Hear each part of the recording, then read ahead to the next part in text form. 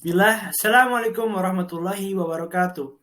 Saya Muhammad Hadi Wajihak dengan NIM 21000180116 dari kelas A. Di sini saya akan mempresentasikan tentang sejarah perkembangan alat hitung di Kabupaten Majalengka, Provinsi Jawa Barat. Jadi saya di sini akan menjelaskan dua buah alat hitung, yaitu sempoa dan juga kalkulator. Untuk yang pertama adalah sempoa.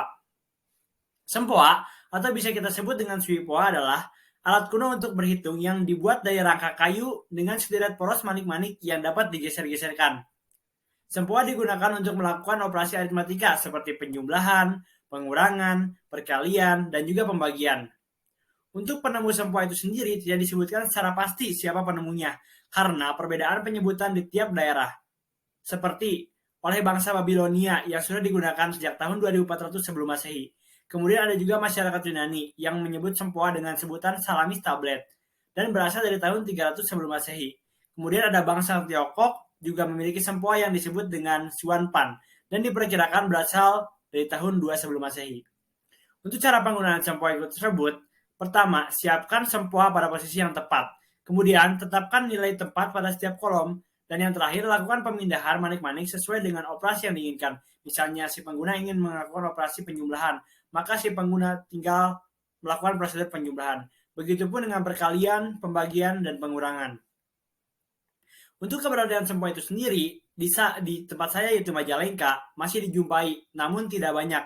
Karena seiring dengan berkembangnya teknologi, sempoa tergantikan oleh alat yang lebih canggih, yaitu contohnya adalah kalkulator, baik kalkulator manual ataupun kalkulator yang berada dalam aplikasi seperti dalam handphone dan juga dalam laptop. Nah, untuk sumber referensi yang digunakan telah saya cantumkan di PowerPoint tersebut. Dan yang terakhir dari sempoa adalah gambar. Di sini saya menampilkan dua buah gambar sempoa. Ini untuk yang pertama dan juga yang kedua. Selanjutnya adalah kalkulator. Kalkulator adalah alat untuk menghitung dari perhitungan sederhana seperti penjumlahan, perkalian, pembagian, dan juga pengurangan. Tetapi ada juga kalkulator sains, adalah kalkulator khusus yang digunakan untuk dapat menghitung rumus matematika tertentu. Nah, untuk kalkulator sendiri saya menggunakan sumber referensi seperti yang tadi cantumkan juga. Nah, untuk keberadaan kalkulator sendiri di daerah saya yaitu Majalengka, sudah banyak orang yang menggunakan kalkulator untuk keperluan sehari-hari. Di antaranya seperti keperluan untuk alat perhitungan dalam perdagangan, kemudian alat bantu pelajar, dan juga lain-lain. Untuk cara penggunaannya bisa dibilang sangat mudah, karena sang pengguna tinggal memasukkan angka dan jenis operasi yang diinginkan. Untuk selanjutnya adalah sejarah penemuan kalkulator. Di sini saya menampilkan beberapa poin sejarah penemuan kalkulator. Yang pertama adalah Blaise Pascal. Blaise Pascal adalah penemu kalkulator roda numerik pada tahun 1642. Kemudian ada Gottfried Wilhelm von Leibniz. Dia memperbaiki kalkulator Pascal dengan membuat mesin yang dapat dikalikan pada tahun 1694.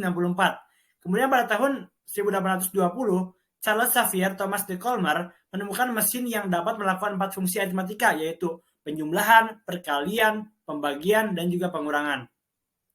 Dan pada tahun 1903, John V. Atanasov dan Clifford Berry mencoba membuat komputer elektrik yang menerapkan sistem aljabar boolean, yaitu suatu sistem yang menjelaskan apakah jawaban tersebut true atau false, benar atau salah. Selanjutnya untuk tahun 1931, Van Neverbus membuat kalkulator untuk menyelesaikan persamaan diferensial.